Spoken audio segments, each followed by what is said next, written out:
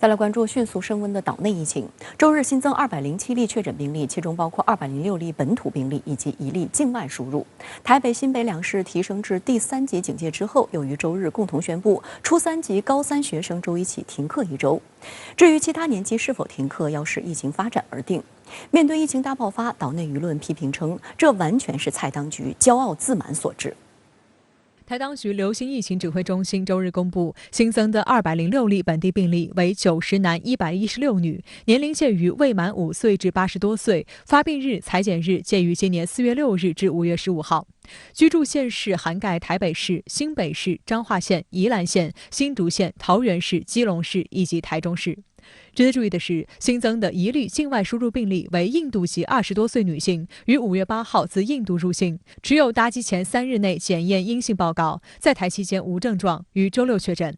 台北、新北两市已宣布，于5月15号至5月28号升级至第3级警戒，外出需全程佩戴口罩。其余县市也纷纷宣布进入准3级警戒。金门、马祖等离岛地区则禁止公务人员前往台湾本岛办公出差。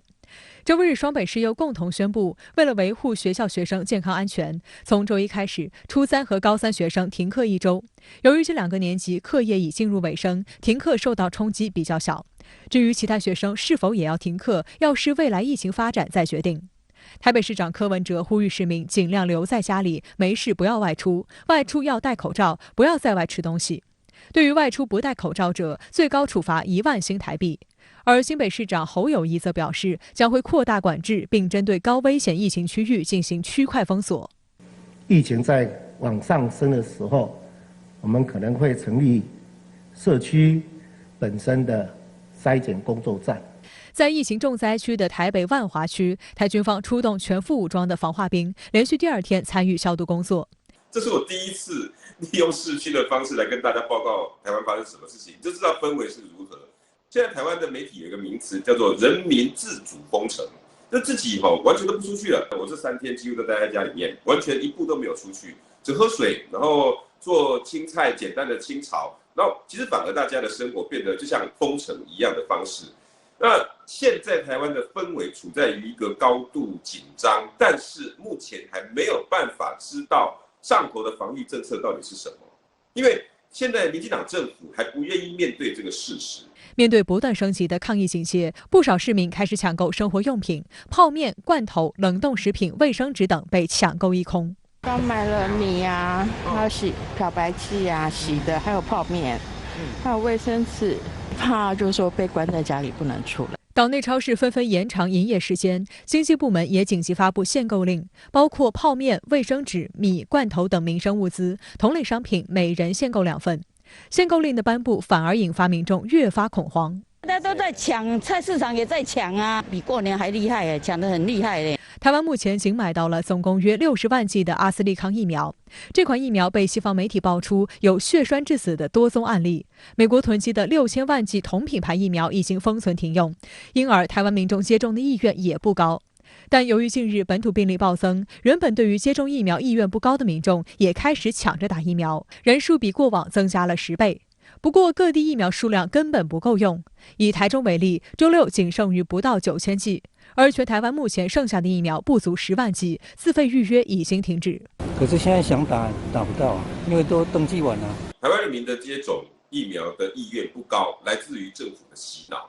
因为之前一直用自己防疫做得很好。似乎买疫苗会证明自己的防疫不好，所以台湾的政府呢，尽量不要把疫苗搬到台面上来，那告诉大家说你要打疫苗，你要打疫苗表示台湾的状况不好，这种逻辑很荒谬的在台湾的人民的脑袋里面一直盘旋。所以呢，当你告诉他说你要打疫苗的时候，他会觉得，你之前不是告诉我台湾做得很好，我们还为什么要打疫苗？所以当这一波突然暴涨，整个病例突然拓开来之后，人民突然吓到了，原来病毒离我那么近啊！可是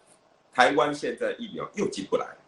岛内自3月22号开始施打疫苗以来，截至目前接种人数不到19万。不断有岛内人士呼吁蔡当局购买大陆疫苗。对于已获世卫组织批准的大陆疫苗，蔡当局除了抹黑还是抹黑。岛内网友批评称，欧美疫苗拿不到，又把与大陆疫苗合作通道堵死，台当局制造出的恶果却由台湾民众来承受，真是岂有此理。蔡政府不是也告诉我们说，跟美国的关系是坚若磐石，台美关系非常的良好吗？那如果照这样的情况来讲的话，高雄是台湾怎么可能会现在是没有疫苗的状况呢？在采买疫苗上面来讲，遇到一个很大的困境。不少民众炮轰蔡当局，抗议不利。我们不懂我们百姓是白痴一个嘞。刚开始陈时中拽得很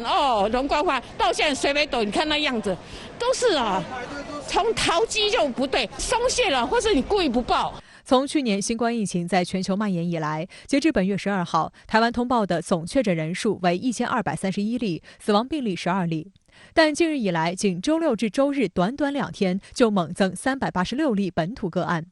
民进党当局曾自诩防疫模范生，如今本地疫情大爆发，引发岛内舆论对蔡当局抗疫失职的质疑。疫情指挥中心现在应该要思考的是，怎么样去让民众的这种焦虑跟不安的心情降到最低，以及绝对不要让任何的政治力，绝对不要让任何的政治黑手，绝对不要让任何立法委员有耍官威的机会。台湾《中国时报》社论表示，此次疫情爆发不是从预防性检测中得知，而是由医师发现。疫情传播链可能在社区潜藏许久，而且台湾这几天发现的病例多属感染源不明案例，正是一直轻忽甚至排斥检测的必然结果。社论表示，台湾防疫远比邻近地区懈怠，却多了双重标准和政治挂帅。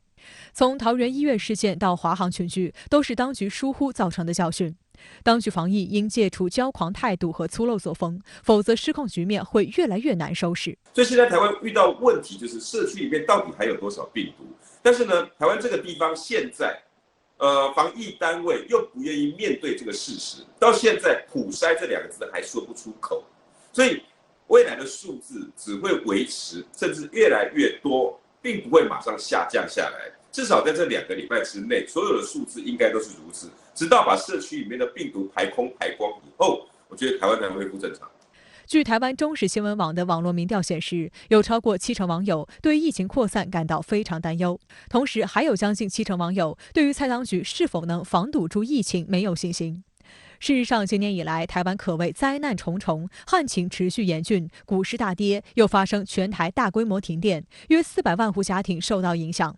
如今疫情也愈发严峻。有观察指，在当前形势之下，两岸各界人士需要高度警惕。按照过往的经验，很难说民进党当局不会为了转移岛内视线，又搞出什么阴谋诡计。相关话题来连线北京国际关系学院教授于强。于先生您好。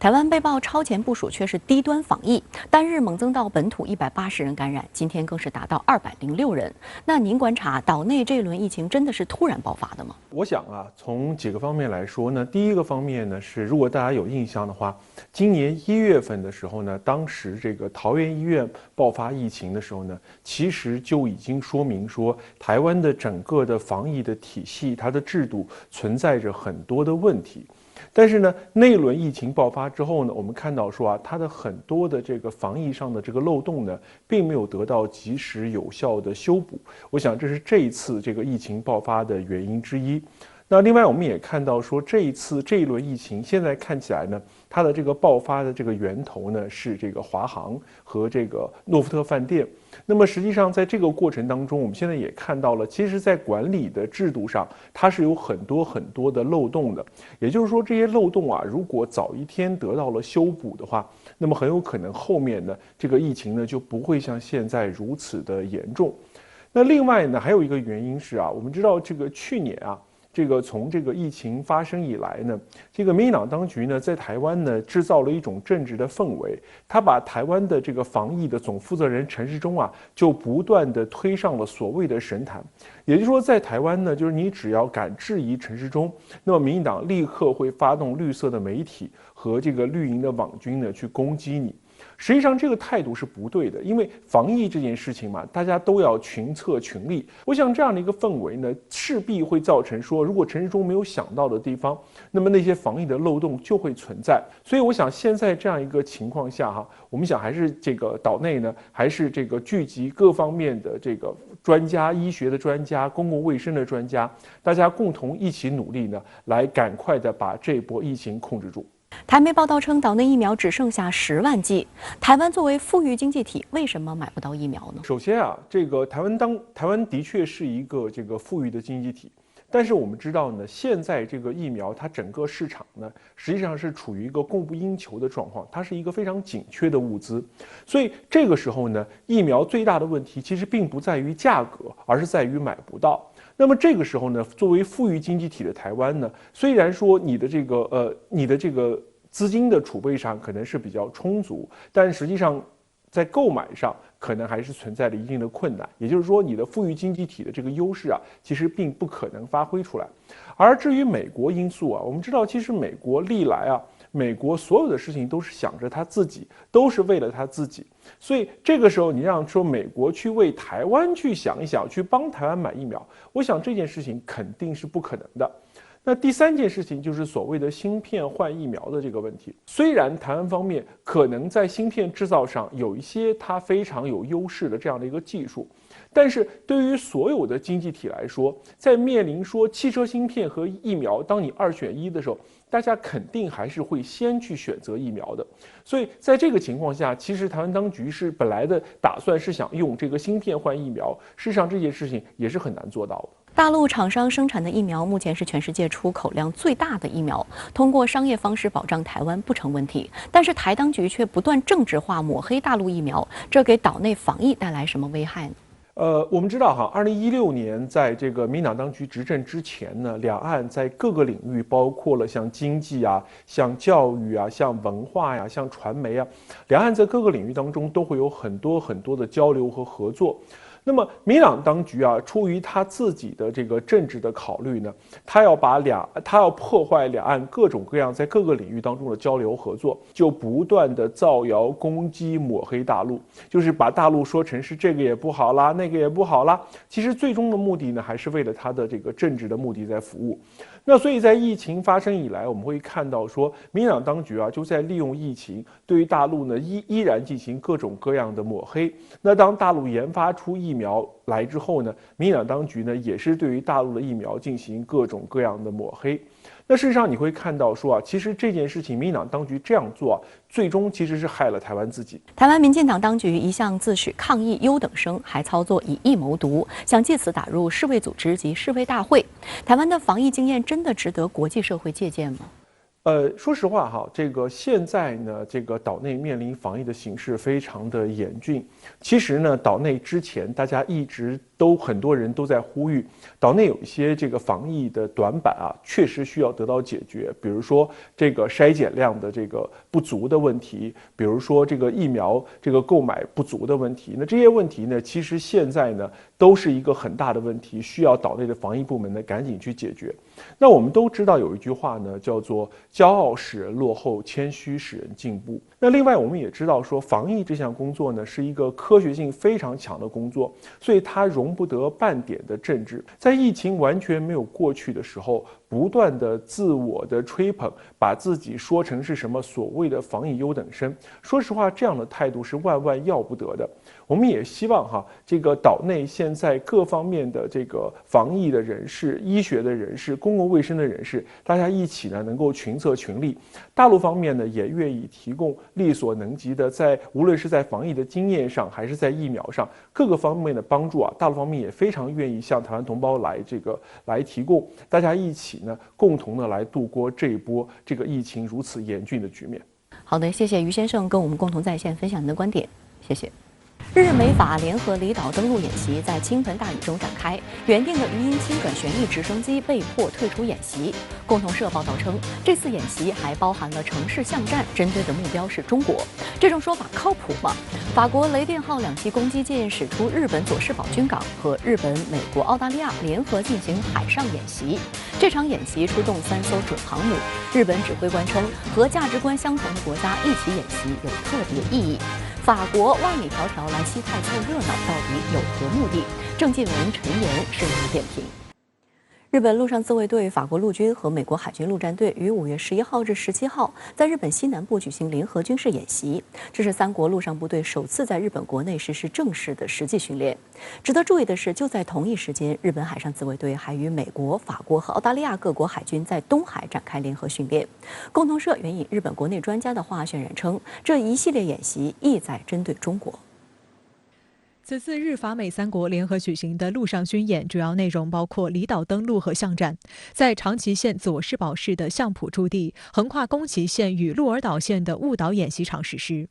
共同社报道称，日本陆上部队参加队员总计约220人，包括陆上自卫队以相浦为据点的离岛防卫专门部队水陆机动团等约100人，美法两军参加军演的人数各约60人。由于下大雨，因此决定军演中不使用美国的鱼鹰式轻转旋翼机。在法国陆军步兵和日本自卫队的直升机的参与下，进行了离岛登陆。这是法国和日本军方的首次联合演习。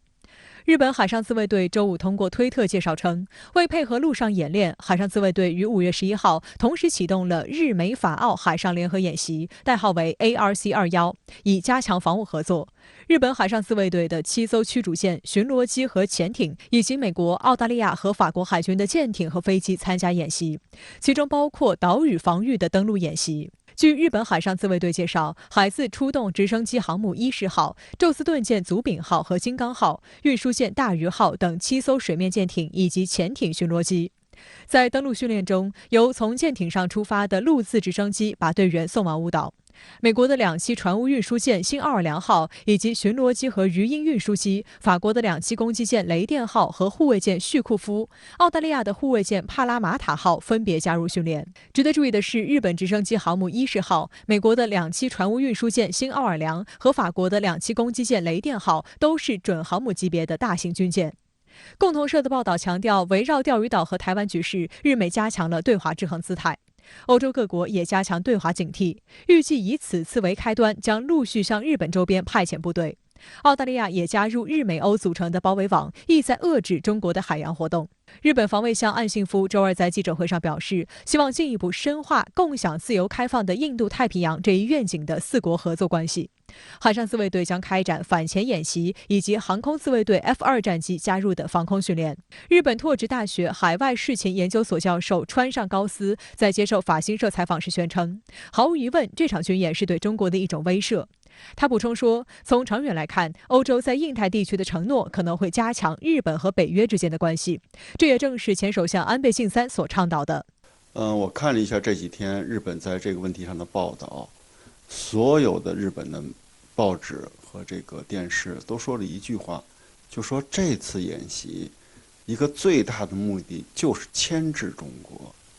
而且我们可以看到，过去日本和美国它是军事同盟，经常会举办各种军事演习，但是法国是不参加的。同时呢，我们也知道法国和日本没有这种军事上面的联盟的关系。那么这一次让法国参入这次这个军事演习，就实现了一个很大的突破。值得注意的是，就在美日法澳等国纷纷紧盯中国搞小圈子之际，美国印太司令部也正式换帅。当地时间5月1号，现年58岁的海军上将约翰·阿奎利诺正式接替菲利普·戴维德森，担任第2任印度洋太平洋司令部司令。阿奎利诺1962年12月16号出生于美国纽约亨廷顿市，1984年毕业于美国海军学院，获得物理学学士学位，同年服役于美国海军。随后，他接受了飞行训练，并成功在1986年8月获得了空军飞行徽章。阿奎利诺曾参与多个重大军事行动，比如1992年海湾战争后代号为南方守望的伊拉克禁飞区监视行动，2001年阿富汗战争中代号为持久自由的行动，2003年伊拉克战争中代号为伊拉克自由的军事行动。在上任印太司令部司令之前，阿奎利诺是美国太平洋舰队司令。分析指，阿奎利诺之所以能够出任印太司令部新帅，与其对华强硬的鹰派作风有很大的关系。阿奎利诺认为，印度洋太平洋是美国未来的最重要战略地区，仍然是美国的优先战区。周六清晨，中国天问1号探测器成功着陆火星，标志着中国成为了继美国之后第2个在火星着陆的国家。在天问1号探测器接触火星地面的瞬间，总设计师张荣桥哭了。张荣桥为何会激动落泪？针对人类下一步是否能够火星移民，张荣桥又是如何看待的？来看看报道。周六，天问1号成功登陆火星。中国首次火星探测任务工程总设计师张荣桥难掩激动，忍不住落泪。这一幕正好被国家航天局的工作人员记录了下来。当天，张荣桥做客《白问》节目对话白岩松时，道出了其中的汗水与泪水，坦言既有甜也有咸。这个目标，我们如期圆满实现，这也是我们完成了对国家的承诺。除了激动之外，那就是示范。因为这么多年，为了这么一个目标，我们的全体的研制成员们、队伍的同志们，承担了巨大的压力。成功了之后，得以释放，所以眼泪有甜有咸。天问1号的降落地点为火星北半球的乌托邦平原，这也是起初设计的首选地点。期间经历了被称为恐怖9分钟的减速、悬停避障和缓冲过程。对此，白岩松将理想的状态比作10环，向张荣桥提问：天问1号的着陆到了几环？那么，着陆火星，应该说是我们这次任务里边最关键，也是风险最大的一个环节。我们今天凌晨1点钟开始，就是开始实施了今天最后的着陆过程。到今天早晨7点18分，我们成功着陆。这一过程当中，环节非常多，但是我们实施的结果来看，可以这么讲，堪称像教科书那样的精准和顺畅。10环甚至10.1，应该说不低于10环。天问1号的着陆点之所以选择乌托邦平原，除了出于安全角度考虑外，还由于这里可能是火星古代海洋与大陆的交界点，可能会获得更多关于火星地貌等信息。英国《自然》杂志刊文认为，在接下来的3个月内，祝融号火星车将完成对火星的测量，因为其本身携带着可以穿透地表的探测雷达，这将揭示着陆区域的地表形成过程。意大利博洛尼亚射电天文学研究所的行星科学家罗伯托·奥罗塞表示，运气好的话，中国的探测器可能还会检测到标记有永久冻土的稀薄地平线，这将提供有关火星近来气候变化的解释，并揭示曾经进入地表的古代水的命运。火星车着陆之后，前3个月，所有的载荷都开机，所有的探测数据都得到了。通过环绕器传输回来之后，我们把这个时间，接下来时间就让给环绕器。火星被视为人类移民和获取太空资源最具潜力的地点。美国的多项深空任务也以太空殖民为目标。马斯克旗下的 SpaceX 计划曾提出，在2024年将人类送往火星，并在2050年之前建立一个可以自我维护的人类殖民城市。2017年，特朗普批准了阿尔特弥斯计划，提出在月球表面建立永久性的居住基地，为日后登陆火星做准备。不过，张荣桥指出，火星移民不科学。对于火星移民这件事儿，一定要科学的看。所以呢，移民火星，我认为呢，作为科学幻想可以，但是说谈火星移民工程，我就觉得是不科学了。如果我们有改造火星的能力，移民火星，我们是不是可以花点时间精力，把我们的地球打理得更好一些呢？火星的环境，跟我们地球相比，那差远了去了。我们人类赖以生存的氧气，没有。温度跟我们地球相比更为恶劣。我们人的生存就是最基本的条件难以保证。法新社认为，天问1号探测器成功着陆火星，是中国在2008年首次实现太空漫步后最令人吃惊的太空领域探索成就，是中国科技迈出的一大步。德国之声电台也指出，航天器着陆火星的难度相当大，但是中国取得了成功。火星表面着陆的难度主要在于地球与火星之间的遥远距离，以光速传播的无线电波需要几十分钟才能来回一次，导致地面人员无法实时控制着陆过程，一切步骤都只能依赖于探测器的自主操作。航天政策分析师戈斯瓦米接受《华尔街日报》访问时说，此次任务向世界发出了信号，显示中国已追赶上美国的航天探索能力，并且可以成为美国以外航天领导力的另一选择。新加坡联合早报发文指出，火星探测是全球公认的高难度航天科技项目，中国是第一个首趟探索火星任务就取得成功国家。中国此次一步登火星，将坚定中国推进深空探测的信心和决心，也凸显其航天能力正迅速追赶美国。探测器成功降落火星表面，然后这个祝融号也开始执行任务。这整个过程来讲，那对中国的航天事业来讲，等于说肯定了它本身的技术团队的能力和能量，当然也对未来后续的太空计划、航天计划，那我认为会打下这个非常好的基础。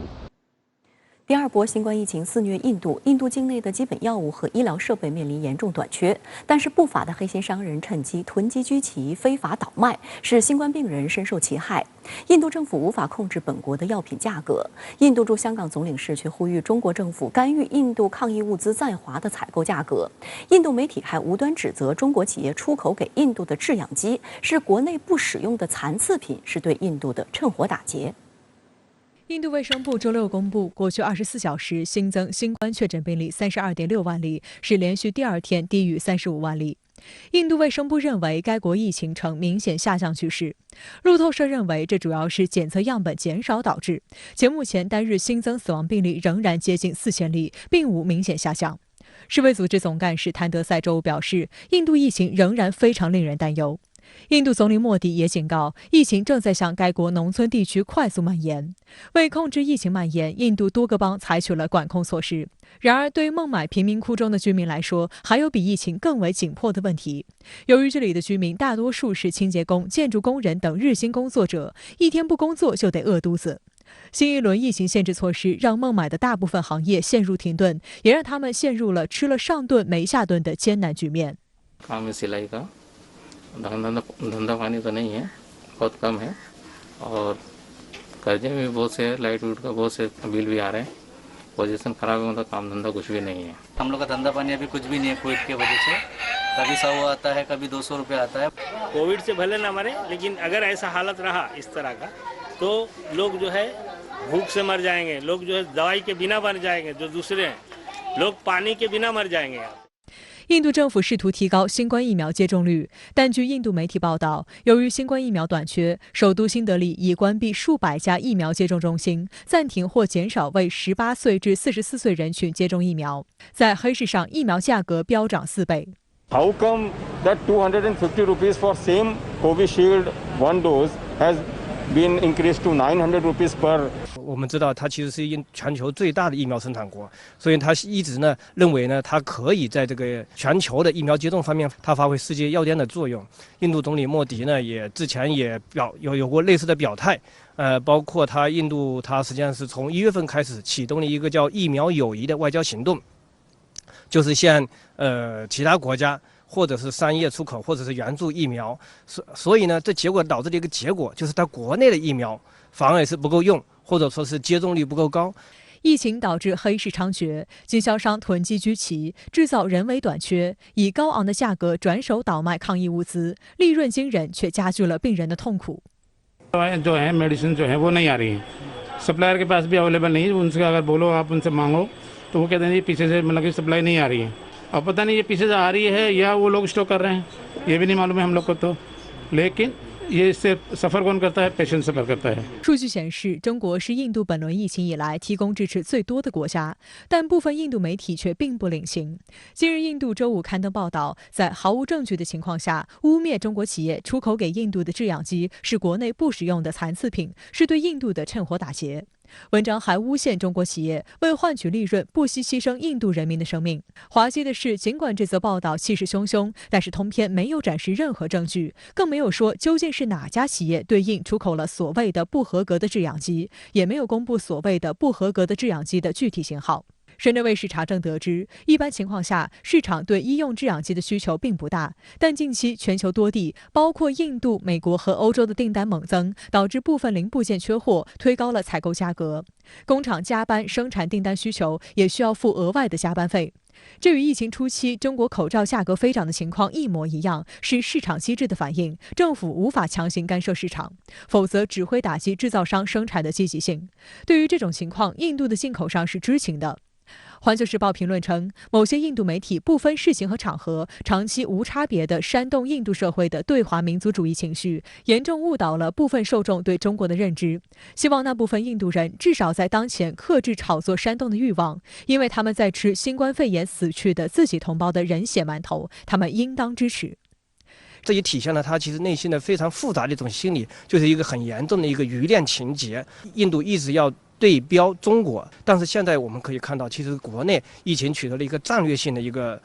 成果，但是印度的疫情几乎失控。那么对于印度来讲，他其实心里是不好受的，所以他在这种情况下，他接受中国方面向他提供，他反而会认为可能是他自己心理上是有很大的一个落差。另外一个呢，我觉得就是炒作中国的话题，在印度舆论始终是一个政治正确的一个议题，那么就是它的一个政治分享性还是比较小的。